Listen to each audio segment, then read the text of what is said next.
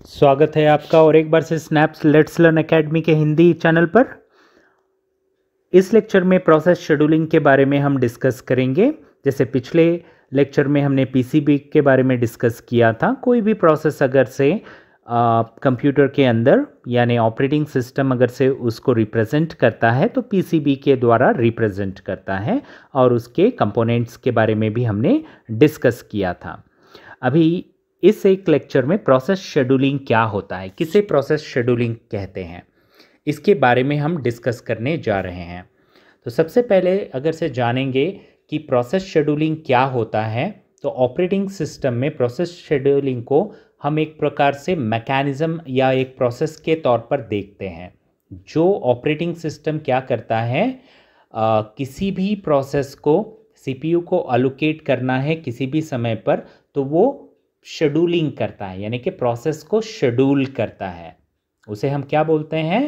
Operating system refers to the mechanism by which the OS determines which process to at a given time। यानी कि किसी भी समय पर अगर से CPU अलोकेट करना है किसी प्रोसेस को, तो वो डिटरमाइन करने वाला यानी कि बताने वाला प्रोसेस शेड्यूलर होता है, या प्रोसेस शेड्यूलिंग के ज़रिए हम डिसाइड कर सकते हैं कि किस प्रोसेस को CPU के अंदर एग्जीक्यूट कराना है बोल के। अगर से प्रोसेस शेड्यूलिंग की बात करेंगे तो प्रोसेस शेड्यूलिंग स्टार्ट होता है, इसकी शुरुआत होती है मल्टी प्रोग्रामिंग से। मल्टी प्रोग्रामिंग का पहला ऑब्जेक्टिव या मेन ऑब्जेक्टिव है कि CPU का भरपूर इस्तेमाल हो, और वो कर सकते हैं मल्टी प्रोग्रामिंग के द्वारा। मल्टी यानी एक से ज़्यादा, प्रोग्रामिंग यानी कि एक से ज़्यादा प्रोग्राम्स हम CPU को यानी मेमोरी में रख के CPU को प्रोसेस कंटिन्यूअस दे, यानी उसको हम आइडल बैठने न दे। उसके ज़रिए हम क्या कर सकते हैं? हम CPU का यूटिलाइजेशन बढ़ा सकते हैं। We can maximize the CPU utilization. That is the main objective of multi-programming. इसके साथ साथ the objective of time sharing यानी कि टाइम शेयरिंग ऑपरेटिंग सिस्टम का भी एक मुख्य मकसद क्या होता है? जब CPU खाली रहता है तो हम लोग क्या करते हैं? CPU के कोर को प्रोसेसेस में बांटते हैं। यानी कि टाइम का मतलब है समय, शेयरिंग का मतलब है बांटना। यानी कि CPU का कुछ हिस्सा हम क्या करते हैं? प्रोसेसेस के अंदर बांट देते हैं।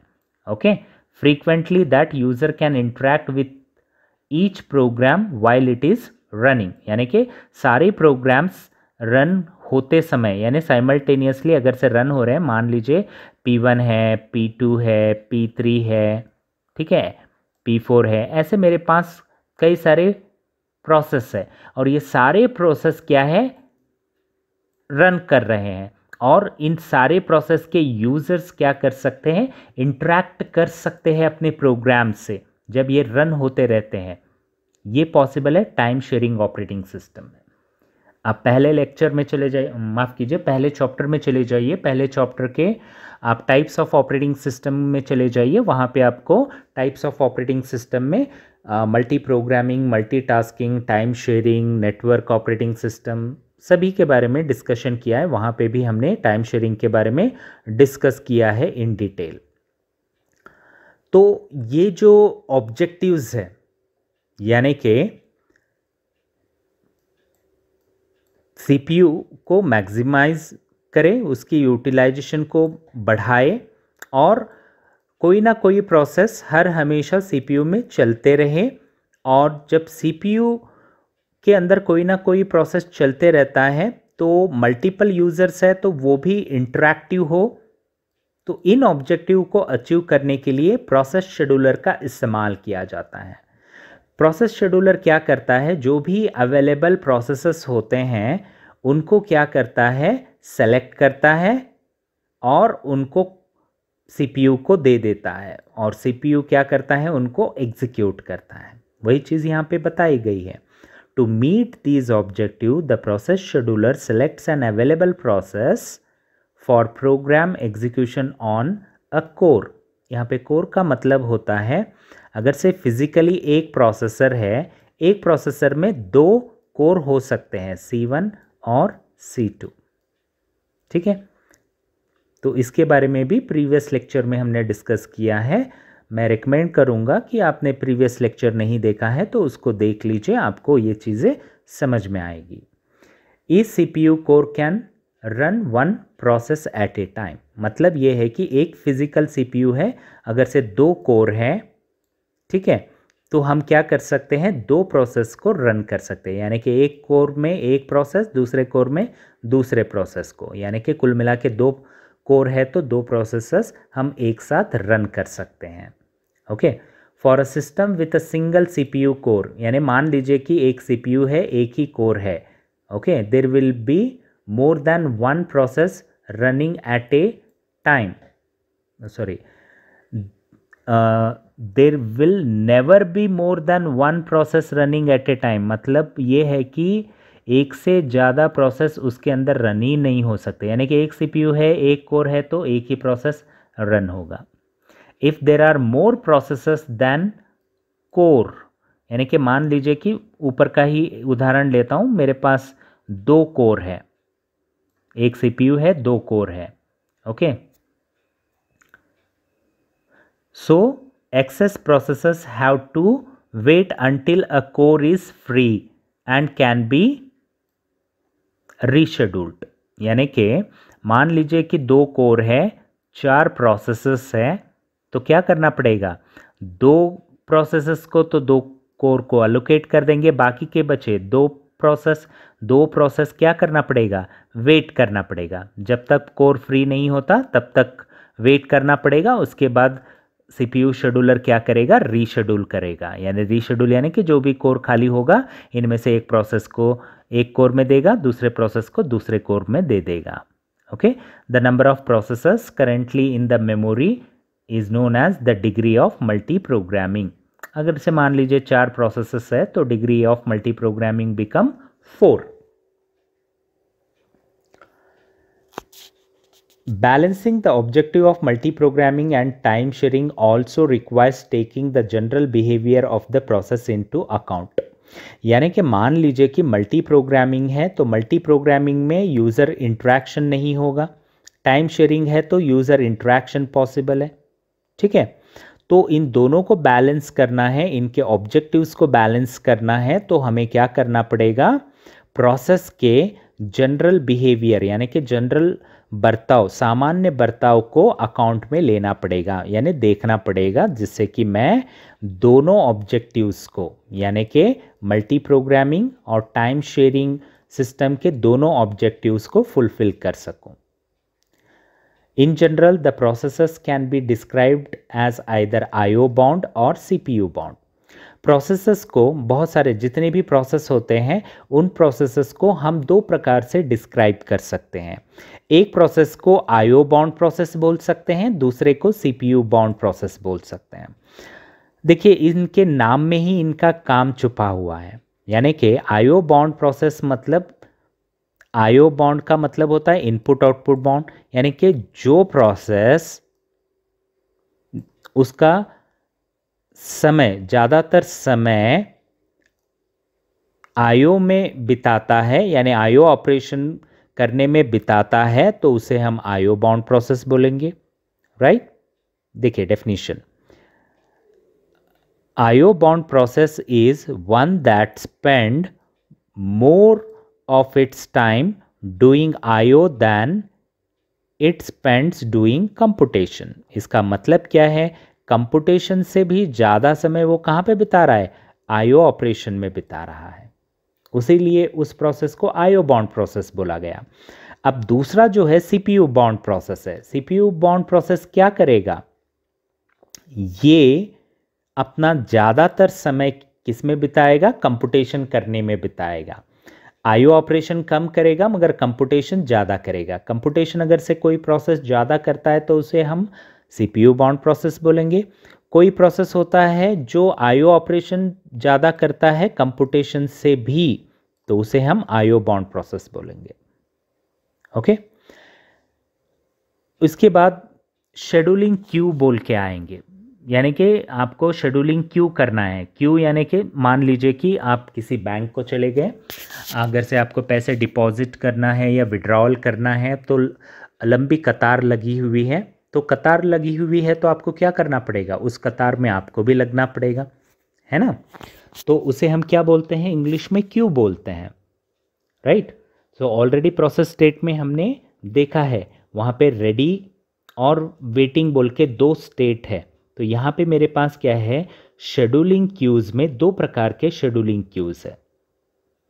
पहले वाले को हमने रेडी क्यू बोला, as processors enters the system they are put into ready queue, यानी जैसे ही मान लो ये कंप्यूटर है, ठीक है, मैं इसको थोड़ा सा ग्राफिकली रिप्रेजेंट कर देता हूँ।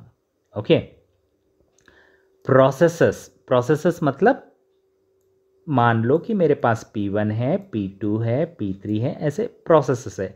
दो ही प्रोसेस लेता हूँ क्योंकि प्रोसेसर्स बोला गया है तो कई सारे प्रोसेस आएंगे। तो दोनों प्रोसेस जैसे ही कंप्यूटर में एंटर होते हैं, enters the system, they are put into ready queue. मतलब कंप्यूटर में क्या किया जाता है, एक क्यू बनाया जाता है, ठीक है, क्यू बनाया जाता है और उस क्यू में क्या है, इनको रखा जाता है। मान लो ये P1 है और ये P2 है, इस प्रकार से क्यू में लगाया जाता है। मान लो ये टेल है, रियर एंड है, ओके, ये फ्रंट एंड है। ओके, वेटिंग क्यू क्या होता है, the processes that are waiting for a certain event to occur such as completion of IO are placed in wait queue. यानी ये तो हो गया रेडी क्यू, हमारा RQ हो गया, ठीक है। इसके बाद और एक क्यू बनाया जा रहा है जिसको हम बोलते हैं WQ, यानी वेटिंग क्यू। अब ये वेटिंग क्यू कैसे बन रहा है, कोई भी प्रोसेस CPU में से अगर से वो रनिंग स्टेट में है, रनिंग स्टेट से किसी भी इवेंट को परफॉर्म करने के लिए, जैसे IO ऑपरेशन परफॉर्म करने के लिए आता है, तो उसको हम कहाँ पे डालते हैं, वेटिंग क्यू में डालते हैं। जैसे वेटिंग स्टेट बोल के हमने प्रोसेस स्टेट में डिस्कस किया, वैसे वेटिंग क्यू आएगा। वहाँ पे भी कई सारे प्रोसेस आ सकते हैं ना, कोई एक आधा प्रोसेस तो नहीं हो सकता, कई सारे प्रोसेस भी हो सकते हैं। अगर से सारे के सारे प्रोसेस वेट कर रहे हैं रेडी स्टेट में जाने के लिए, तो वो वेटिंग क्यू वाले प्रोसेसेस होते हैं, राइट। तो इस प्रकार से शेड्यूलिंग क्यू बनेंगे। सो डायग्राम के ज़रिए हम जानेंगे ये प्रोसेस शेड्यूलिंग कैसे होता है।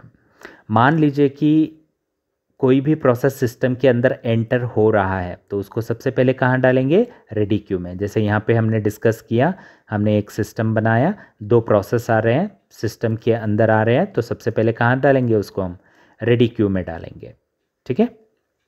So the processes are put into ready queue. Thereafter उसको, अब रेडी क्यू में है तो वो रेडी है, इसका मतलब है कि वो एग्जीक्यूट कर सकते हैं अपने इंस्ट्रक्शंस को। सो प्रोसेस के इंस्ट्रक्शंस को एग्जीक्यूट करना है तो CPU करेगा। तो मान लीजिए P1 P2, जैसे पिछले स्लाइड में मैंने उदाहरण के तौर पर P1 P2 लिया, तो P1 अगर से CPU में आ रहा है और फिलहाल P2 रेडी क्यू में ही है, राइट। रेडी क्यू से P1 CPU में आया, एग्जीक्यूट कर रहा है।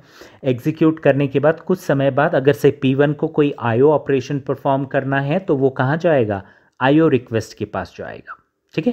तो CPU से निकलेगा, निकल के वो IO रिक्वेस्ट पे जाएगा, तो P1 यहाँ पे आ गया, ठीक है। सो IO रिक्वेस्ट में आएगा, IO ऑपरेशन परफॉर्म करेगा। IO ऑपरेशन परफॉर्म करने के बाद उस P1 को कहाँ पे रखा जाएगा, IO वेट क्यू में रखा जाएगा, ठीक है। दोबारा से पिछले एक स्लाइड में हम देखेंगे तो वेट क्यू बोल के है, processes that are waiting for a certain event to occur such as completion of IO are placed in wait queue. तो अभी वेट क्यू में कौन सा आया, P1 आया। CPU तो खाली नहीं रहेगा, जैसे मुझे मल्टी प्रोग्रामिंग, टाइम शेयरिंग दोनों ऑब्जेक्टिव्स को हासिल करना है, तो रेडी क्यू में ऑलरेडी P2 है। जैसे ही P1 IO रिक्वेस्ट के लिए आ जाएगा, CPU क्या करेगा, P2 को ले लेगा, ठीक है। तो अभी ये IO में आया, IO ऑपरेशन कंप्लीट करेगा, राइट। जैसे ही IO ऑपरेशन कंप्लीट करेगा, ये दोबारा से कहाँ चला जाएगा, ये चला जाएगा रेडी क्यू में P1, और ऑलरेडी P2 यहाँ पे आ चुका है। मान लीजिए P2 एग्जीक्यूशन हो रहा है, एग्जीक्यूशन होने के बाद कुछ समय बाद मान लीजिए कि राउंड रॉबिन शेड्यूलिंग है। राउंड रॉबिन में क्या होता है, कुछ समय उसको दिया जाता है, यानी CPU का एक समय का टुकड़ा दिया जाता है, एक 5 सेकेंड 10 सेकेंड का समय दिया जाता है हर प्रोसेस को।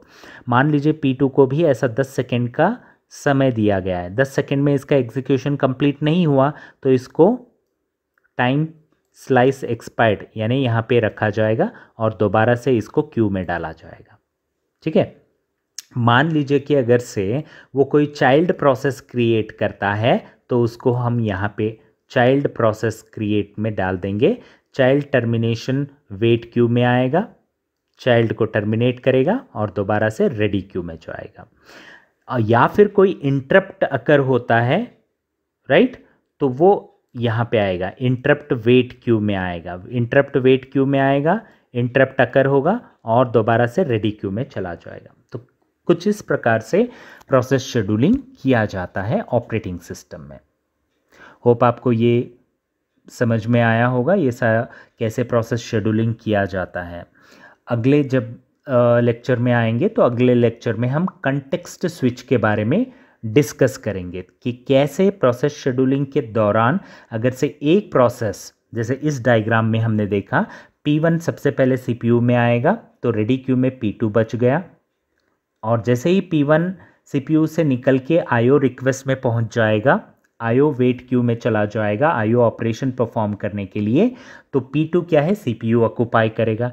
यानी P1 निकल के जा रहा है और P2 आ रहा है, यानी थोड़ा तो समय लगेगा, एक आधा सेकेंड का, मिली सेकेंड, नैनो सेकेंड का समय तो लगेगा P1 को निकलने के लिए और P2 को आने के लिए। ठीक है।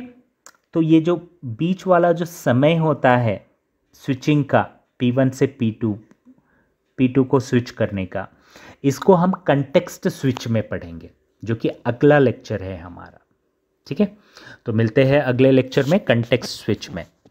Thank you for watching. See you in the next lecture. Thank you.